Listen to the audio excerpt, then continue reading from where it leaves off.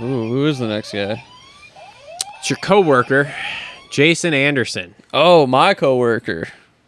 Both my coworkers didn't do too good last night. I'm not worried about AC. AC is what it is. He knows. He understands. But, yeah, what the hell is that? It's not great at all.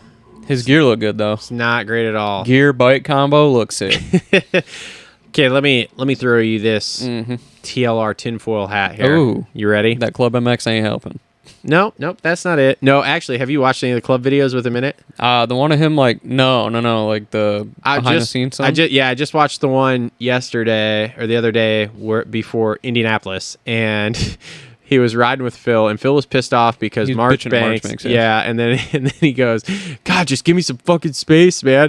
And Ando's like, hey, make sure to tell the AMA when we get the next race that you need 5-second head start on everybody. Yeah. Let's go to that for a second. The Club MX thing is very interesting to me, actually. Okay. Like he had mentioned, and nobody had really asked him about it until just recently, and he was like, yeah, I didn't find any places to ride in Florida, which is weird because there's a lot of places in Florida that he could probably go ride. It's almost like he doesn't want to ride with high-end competition. Maybe. He doesn't want to go ride with a Roxton, doesn't want to go ride with a Sexton. Well, he did that for years there with What's-His-Nuts, so... Yeah, so maybe he's a low-key guy, and that's the club atmosphere, so... And he also mentioned he's going to go back there for outdoors. For some stuff. But I thought he was going to be a lot better on these ruddy, beat-up tracks because of that.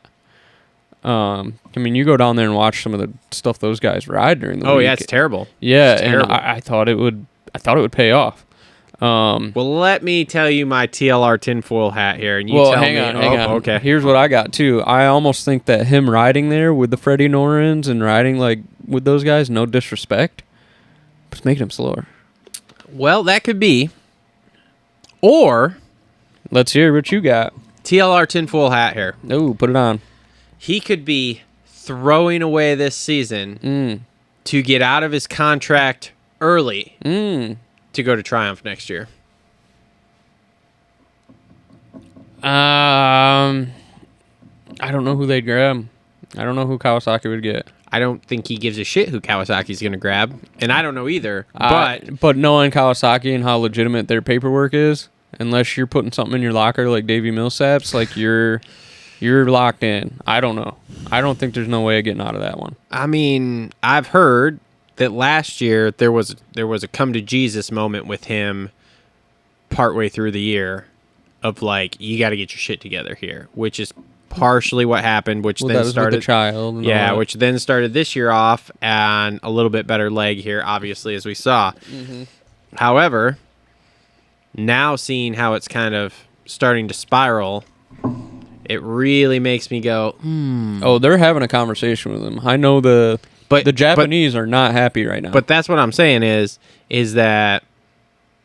he purposefully and he has a tendency doing this to do stuff because he wants to go back to his. He mentioned that when he was taking dives on purpose when he rode for Husky after Bobby left because he just didn't want the pressure and shit.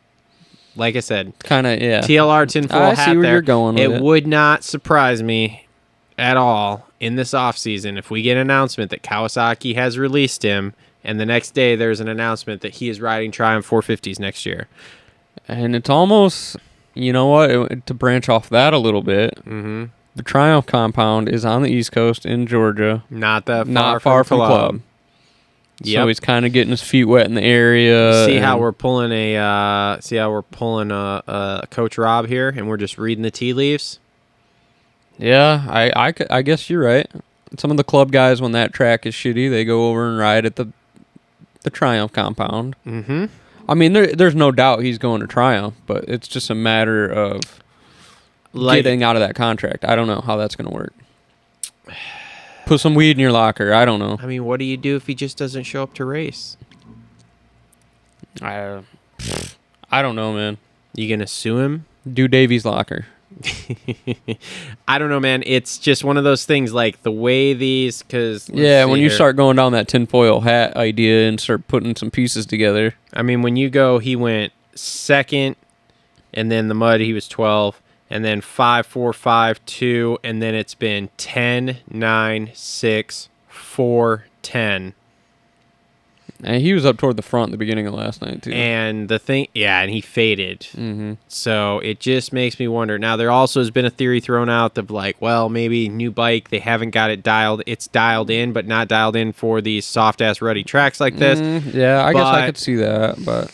I don't know, man. I don't know. There's something interesting there, and if there wasn't this Triumph team that is his old mentor running it, and all the guys he likes, and they're gonna go 450 racing next year because Joey already dropped that little tidbit. If there wasn't all of that, then I would be like, man, I don't know. It's got to be a bike issue or something. But because there's all of that, yeah, I could see that. It makes me go, Yeah. I'll put some feelers out this week. Who are you going to put some feelers out to? I got all sorts of people I'll put feelers out to. Oh. We'll see what happens here. So, Should I DM him? You think he'll respond? We'll get him in-show DM again? You can DM him, but I don't think we'll get Maybe a I'll go in the response. Employee directory and get his number. There you go. There you go. Get his number, text him. I don't think it's in there. I mean, it has to be, right? He's an It employee. might be. I don't know. See if AC's on there. Let's call him live on the show right now. Yeah, fuck yeah.